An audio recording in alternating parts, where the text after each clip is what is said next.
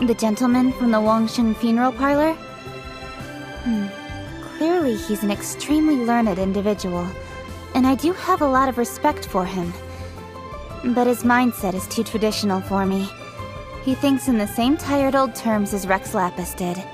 If he were more of an original thinker, I'm sure he'd be a great asset to me in reaching my objectives. That captain is always flouting the rules, and her personality really rubs people the wrong way. That said, the Crux fleet is indispensable to Liyue Harbor. It's a bit of an art, knowing when to enforce the rules and when it's in everyone's interest to be more lenient. Thing is, the Tianquan is supposed to be the one enforcing the rules, but she always seems to be too busy. We do work together, but we couldn't be more opposite personality-wise. To her, Liyue Harbor is nothing more than a marketplace, and she'll do anything as long as it makes money for her. Doesn't she have any principles? Or maybe turning a profit is her principle. Since Rex Lapis left us, we've actually found some common ground.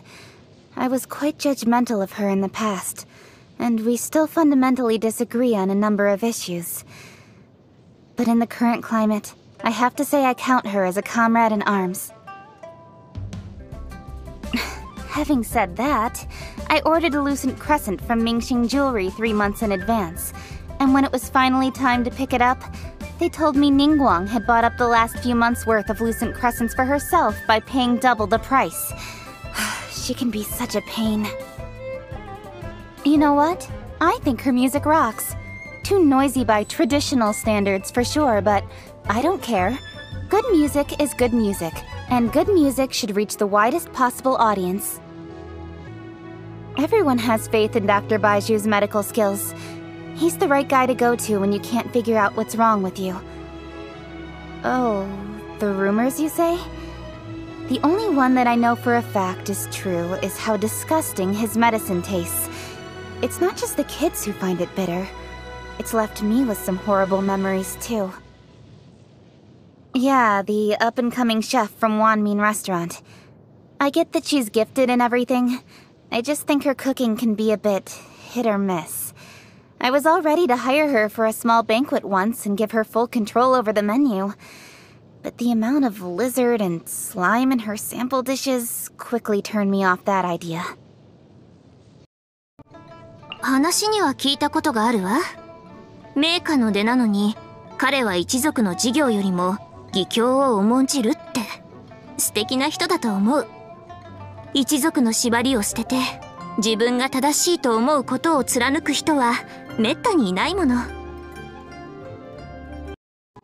I feel like now that we live in the age of mankind's rule, it's time for the legendary boy Adeptus to be released from duty.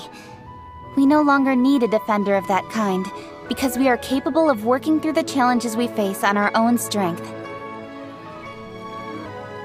Who knows what Rex Lapis must have done to inspire such blind devotion from Ganyu. But her reluctance to be critical is not without its advantages. In the workplace, she'll carry out my instructions to the letter, even when I can tell she has her reservations. It's a good attitude to have as a career professional. I find myself getting a second opinion from her a lot these days. Lots of things come up that I just have no idea about. And of everyone in Liyue, she's probably the most familiar with Rex Lapis. I feel a bit awkward though, because I used to be openly disparaging of Rex Lapis in front of her.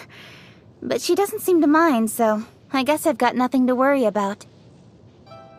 When you're passing by Huyu Tea House and have to squeeze your way through the biggest crowd you've seen in your life, that's when you know Yunjin's on stage performing.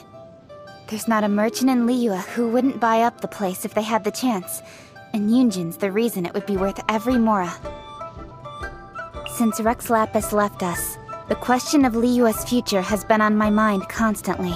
In addition to reviewing his own past deeds, I've been researching the other Archon's modes of governance too. Mondstadt's god is the one who baffles me the most, though. How exactly do any of his actions contribute to the longevity of Mondstadt? It's completely beyond me.